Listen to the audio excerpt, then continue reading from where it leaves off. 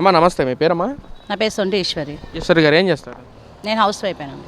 ఏంటమ్మా మరి ఈ రోజున వైసీపీ నాయకులందరూ మాట్లాడుతున్నారు, ఈ రోజున బీసీ సామాజిక వర్గానికి సరైన పెద్దపీట వేసిన నాయకుడు ఎవరు ఉన్నారంటే అది జగన్మోహన్ రెడ్డి. కానీ ఈ రోజున చంద్రబాబు నాయుడు గారు బీసీలందరికీ వెన్నుపొడి పూడుస్తూ ఉన్నారు చంద్రబాబు అని చెప్పి వైసీపీ నాయకులు మాట్లాడుతున్నారు. జోగి రమేష్ గారు కూడా మాట్లాడుతున్నారు. ముఖ్యంగా ఏంటి అసలు దాని మీద మీ ఒపీనియన్ ఏంటి?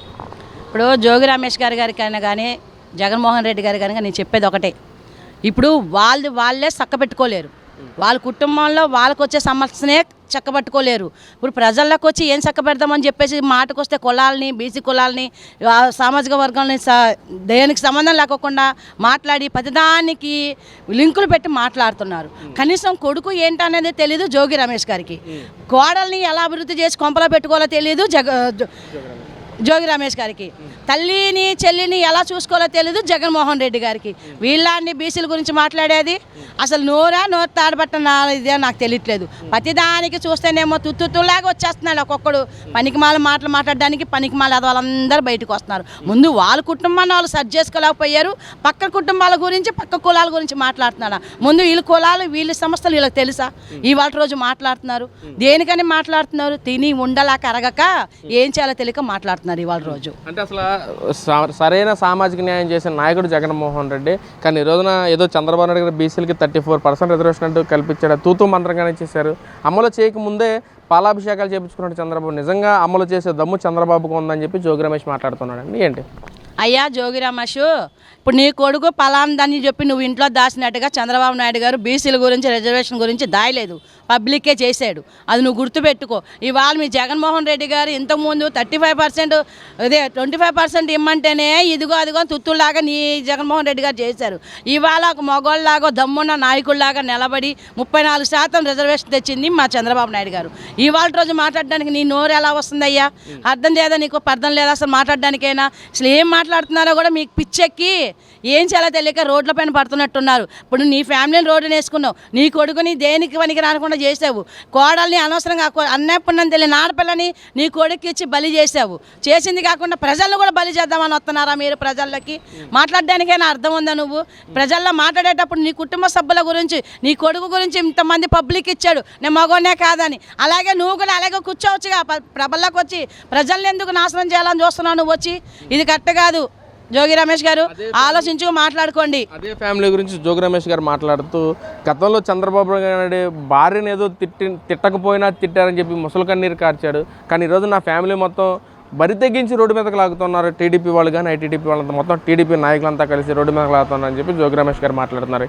ఇక్కడ రాజకీయం కూడా చేస్తున్నారు నా ఫ్యామిలీతో అని చెప్పి కూడా మాట్లాడుతున్నారు జోగి రమేష్ గారు. ఏంటండి మీకులాగా శవ రాజకీయాలు మేము చెయ్యం, మీకులాగా బరి తెగించి మాటలు మేము మాట్లాడం. ప్రజలు కానీ ఎవరే కానీ ఏ రాజకీయమే కానీ మా రాజకీయంతో తీసుకుంటాం మటుకు మేము ఎక్కడ కూడా ఏ కుటుంబాన్ని కూడా కించపరిచేటట్టుగా మేము మాట్లాడం.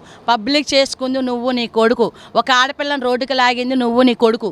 అంతేగాని ముసలికన్నీళ్ళు కార్చారు అని చెప్పడానికి నువ్వెవడరా బాబు? మీరు తిట్టినప్పుడు లేదా సోషల్ మీడియా లేదా? సోషల్ మీడియాలో బయటకు వదలలేదా? ఎన్ని చోట్లకు రాలేదు? తిట్టినప్పుడు భువనేశ్వర్ గారిని తిట్టినప్పుడు మేమందరం వచ్చేది, ఆడపిల్లలు అందరం బయటకు వచ్చాం. ఎందుకు పోరాడం? తిట్టబట్టే వచ్చాం, లేకపోతే మేము ఎందుకు వస్తాం? లేదంటే ఉన్నది లేనట్టుగా నీకులా సృష్టించి దొంగ పెళ్ళిళ్ళు చేసి మేము బతకట్లేదు ఇక్కడ ప్రజల్లో. అది గుర్తుపెట్టుకొని మాట్లాడు. నీకు దమ్ము ధైర్యం ఉంటే ఏదైనా ఉంటే నీ కుటుంబాన్ని సరి చేసుకొని నీ కుటుంబాన్ని ఒక అభివృద్ధిలో పెట్టుకొని అప్పుడు ప్రజల్లోకి వచ్చి మాట్లాడు. అంటే ఇక్కడ చంద్రబాబు నాయుడు గారు వచ్చిన తర్వాత ముఖ్యంగా బీసీలని టార్గెట్ చేసి అణిచేయాలని చూస్తున్నాడు చంద్రబాబు నాయుడు గారు. ఈ రోజున కక్ష సాధింపు చర్యలు కూడా ఎక్కువైపోయినాయి బీసీల మీద అని చెప్పి కూడా నిన్న వైసీపీ నాయకులంతా కూడా మీటింగ్లో మాట్లాడుకున్న పరిస్థితి. ఈ రోజున బీసీ పోరు అని చెప్పి కూడా మేము చేస్తూ ఉన్నాం, బీసీలకి అన్యాయం జరుగుతుంది కూటమి ప్రభుత్వం అని చెప్పి మాట్లాడుతున్నారు.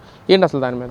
బీసీలకు అన్యాయం జరుగుతుంది, బీసీలకు ఇలా జరుగుతుంది, బీసీలకి ఇలా జరుగుతుంది అని చెప్పి మాట్లాడడానికి మీరు సరిపోరు. 100% అది 1000% నేను చెప్తున్నాను, మీరు సరిపోరు. ఎందుకంటే కులాలు ఎత్తి కులాల పేరు మీద రోజుజం చేసేది మీరు, కులాలు ఎత్తి కులాల పేరు మీద దండోరా చేసేది మీరు, కులాలు ఎత్తి కులాల మీద హత్యలు చేసేది మీరు. నా అన్నం పన్నం తెలియనాడు కూడా కుల సలగం బీసీల కింద పెట్టి పలానాడు బీసీ అని పలానా గౌడ అని చెప్పి అమర్నాథ్ గౌడని కూడా పెట్రోల్ బస్ తగలబెట్టింది మీరు. ఇప్పుడు రౌడిజం చేస్తున్నది మీరు. ఎట్ట పడితే అట్లా కత్తులు ఎత్తుకొని గొడ్డలు ఎత్తుకొని బతుకుతుండేది మీరు కులాలను ఎత్తి. ఈ కులాలను లేకోకుండా అందరూ నా అనుకున్న వాళ్ళని సమకూర్చి ఎంచిచ్చి ఒక కుటుంబాల్లో తీసింది చంద్రబాబు నాయుడు గారు. నువ్వు కులాన్ని ఎంచిచ్చి చెప్పుల బయట నిల్చోబెట్టినోడు నువ్వు. నీకు ఆయన గుండెల మీద చార్చుకున్న మనిషికి తేడా లేదయ్యా. నక్కకు నాగలోకం ఉన్నంత తేడా ఉంది. కానీ నువ్వు మాట్లాడొద్దు తాస్పాములాగా ప్రతి చోట్ల ప్రతిదానికి ఏది పడితే అది మాట్లాడుతున్నారు మీరు. మీ పరిపాలనలో మటుకు కరెక్ట్గా ఏ రోజు కూడా బీసీలకి ఎక్కడ కూడా న్యాయం చేసిందా? నేను ఒక బీసీ బిడ్డలాగా మాట్లాడుతున్నాను. మేము గౌడసే కానీ ఒక బీసీ బిడ్డలాగా నేను మాట్లాడతాను. మాకేం చేశారయ్యా? మాకు అలిగిసోలుగా కానీ కళ్ళనేతగేసాలు ఎవరికి ఏం చేశారు? కొన్ని ఆతేసిన వాళ్ళకైనా ఏం చేశారు? చేరువృత్తి అభివృద్ధి వాళ్ళకి ఏం చేశారు? ఏ పని మీద ఏ వృత్తి చేశారో మీరు చెప్పండి. ఇవాళ రోజు చంద్రబాబు నాయుడు ప్రతి ఒక్కరికి కూడా కళాకారులందరికీ చేతోనిచ్చింది చంద్రబాబు నాయుడు గారు ఈరోజు. కానీ మాట్లాడడానికైనా ఆలోచించి మాట్లాడితే రేపన్న రోజు కూడా ప్రజల్లోకైనా నీ పార్టీ వాళ్ళే కాదు, నీ నాయకులే కాదు, నీ కార్యకర్తలే కాదు, రేపు తిరగడానికైనా బాగుంటుంది. అంటే ఇక్కడ చంద్రబాబు నాయుడు గారు బీసీ సామాజిక చెందిన అందరినీ ఓటు బ్యాంకింగ్ కోసం ఈ విధంగా చేస్తున్నారు, ఓటు బ్యాంకింగ్ కోసం ఉపయోగించుకుంటారని చెప్పి కూడా మాట్లాడుతున్నారు వైసీపీ నాయకులు. వాళ్ళు ఓటు గురించి మాట్లాడేది వాళ్ళండి.